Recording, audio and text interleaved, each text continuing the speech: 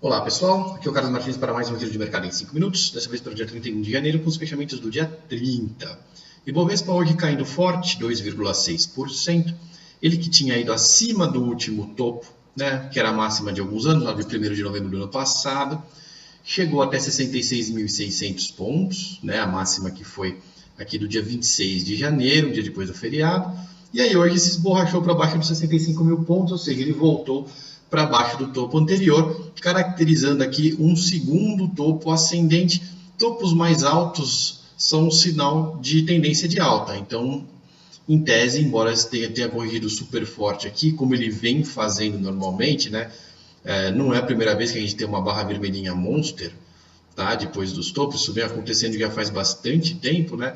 Ele está fazendo topos mais altos em detrimento desses dias aí super pessimistas, isso quer dizer que ele deve ainda retomar uma tendência de alta aí depois que ele terminar esse movimento aqui. Da última vez ele devolveu tudo que ele tinha subido, né? Voltou praticamente para o mesmo patamar de antes, mas o fundo foi um pouquinho mais alto, então fundos mais altos, topos mais altos, a gente segue numa tendência de alta mais longa, porque tem aí 60, são 3 meses, né, de distância entre um topo e o outro, mais forte, tá? Então vai demorar um tempo aí e tal, mas ele está andando.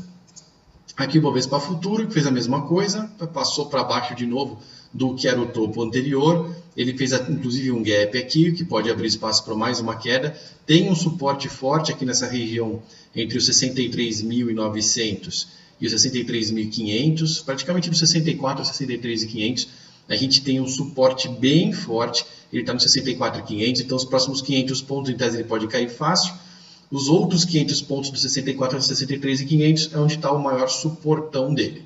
Tá? E depois a gente ainda tem outro suporte aqui, que vai nessa região dos 62 até os 62.500, mais ou menos, na mesma lógica. Tá? Então vamos ver o que ele vai fazer. Se ele vai segurar aqui nessa região, mas também, né, fundos mais altos, topos mais altos, uma tendência mais longa, não é curtinha. Tá? Estamos falando aí de meses, mas também aponta para uma tendência mais longa de alta.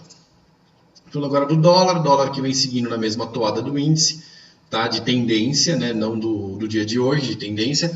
Ele veio com a tendência de cair, passou para baixo dos 3,16 aí na sexta-feira, apontando aqui para os 3,10. A mínima de hoje já foi 3,11, então ele ainda tem um pedaço para cair. Se ele for para baixo do 3,10, dá até para a gente pegar aqui e já projetar esse Fibonacci aqui para baixo. Ó, vamos dar uma abridinha aqui para a gente ver o que ele está fazendo. Ele está segurando agora no 3,12, né, que foi onde ele terminou o fechamento. A mínima do último fundo aqui no 3,107, no 3,10,7. Tá? Se ele passar para baixo disso, a gente tem o 3,5 e lá embaixo já o 2,98, né, muito próximo da linha do 3,00. O 3,00, todos os números redondos são suportes ou resistências naturais, então o 3,00 vai ser um suportão super forte que está aqui embaixo, mas o 3,05 que está antes do caminho vai ser o nosso verdadeiro teste, tá? Isso, né, se a gente perder o 3,10, tem o 3,10 aqui, se for perdido, tem o 3,5 e depois o 3,00. Agora os papéis, Petrobras, que saiu da posição comprada aqui no dia 26, né, no 15,80, então esborrachada também para o 14,84, mas por enquanto está sem sinal. Vou agora da Vale 5, que depois de bater na projeção de alta do 32,99 também deu uma corrigida forte aí para o 30,44. A Vale 5, inclusive, foi a que mais puxou o índice, puxou mais para baixo ainda do que a Petro 4. Né? Banco do Brasil, que está numa projeção comprada para bater aqui no 34,18, né? Deu uma voltadinha, mas nada que assuste, porque o stop dele está no 29,37, então por enquanto está dentro do previsto.